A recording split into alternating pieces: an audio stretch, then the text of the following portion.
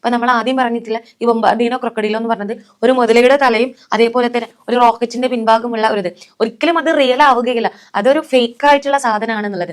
അപ്പൊ നമ്മുടെ മക്കള് ഈ ഒരു ഇറ്റാലിയൻ ബ്രെയിൻ റോട്ട് കാണുന്നത് മൂലം എന്തെങ്കിലും പ്രശ്നമുണ്ടോ, അല്ലെങ്കിൽ ഇത് അവരെങ്ങനെയും ബാധിക്കുമെന്ന് സെർച്ച് ചെയ്ത സമയത്ത് മനസ്സിലായത് ഈ ചെറിയ മക്കള് ഇത് കാണുന്നത് അവരുടെ ബ്രെയിനെ വല്ലാതെ എഫക്ട് ചെയ്യുന്നുണ്ട്. കാരണം നമുക്കറിയാം ഒരു കുട്ടിന്റെ വളർച്ചന്റെയും വികാസത്തിന്റെയും അതായത് അവരുടെ ഗ്രോത്തിന്റെയും ഡെവലപ്മെന്റിന്റെയും ഏറ്റവും വലിയൊരു സ്റ്റേജ് ആണ് എന്ത്, ഈ ഒരു ഏജ് എന്ന് പറയുന്നത്.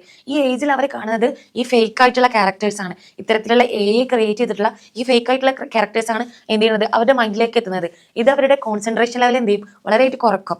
ഇപ്പൊ നമുക്ക് മൊത്തത്തിൽ അറിയാം, ഈ ഷോർട്സും റീൽസ് ഒക്കെ ഇറങ്ങിയതോട് കൂടിയിട്ട് ഇപ്പൊ ഒരു ടീച്ചറായി എനിക്ക് കൃത്യമായിട്ട് പറയാൻ കഴിയും, കുട്ടികൾക്ക് എന്ത് ചെയ്യാൻ പറ്റില്ല, ക്ലാസ്സിലായിക്കോട്ടെ ഒരു കാര്യത്തിൽ കോൺസെൻട്രേറ്റ് ചെയ്തിട്ട് എന്ത് ചെയ്യാൻ പറ്റില്ല, അവർക്ക് ഇരിക്കാൻ കഴിയുന്നില്ല.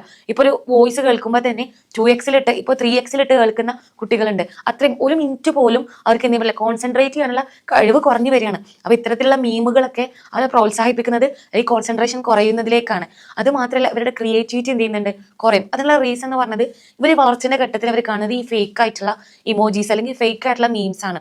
ഇപ്പൊ നമുക്കറിയാം ഒരു മനുഷ്യന്റെ അല്ലെങ്കിൽ വളർച്ചയുടെ വികാസത്തിലും അവരുടെ ഏറ്റവും പ്രാധാന്യം വഹിക്കുന്ന രണ്ട് ഘടകങ്ങളാണ്. ഒന്ന് അവരുടെ ഹെറിഡിറ്ററിയും, രണ്ട് അവരുടെ എൻവയോൺമെന്റും, അതായത് അവരുടെ ചുറ്റുപാട്. അപ്പൊ ഈ എൻവയോൺമെന്റിൽ കാണുന്നത് എന്ത് ചെയ്യും, അവർ ക്യാച്ച് ചെയ്യും, അത് അവരെന്ത് ചെയ്യും, അവരുടെ മനസ്സിൽ അതാണ് ഇവരുടെ ഇമാജിനേഷനും ക്രിയേറ്റിവിറ്റിക്കൊക്കെ ഹെൽപ്പ് ചെയ്യുക. പക്ഷെ ഇത്തരത്തിലുള്ള ഈ ഫേക്ക് ഇമേജസ് എന്ത് ചെയ്യുന്നു, ഇവരുടെ ബ്രെയിനിൽ സ്റ്റോർ ചെയ്തിട്ട് ഇവർക്ക് ഇവരുടെ ഐഡന്റിറ്റി മനസ്സിലാവാത്ത അല്ലെങ്കിൽ ഇവരുടെ കൾച്ചർ മനസ്സിലാവാത്ത, ഏതാണ് ഫേക്ക് അല്ലെങ്കിൽ ഏതാണ് റിയൽ എന്ന് തിരിച്ചറിയാൻ പറ്റാത്ത ഒരു സിറ്റുവേഷനിലേക്ക് പോയിക്കൊണ്ടിരിക്കുകയാണ്.